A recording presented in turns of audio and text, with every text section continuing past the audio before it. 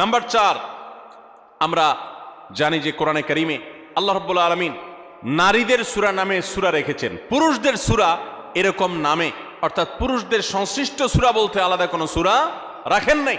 শুধু তাই নয়, কোরআনে কারিমের সবচেয়ে বড় দীর্ঘ আয়াতনের গুরুত্বপূর্ণ সূরা হলো সূরাতুন নিসা।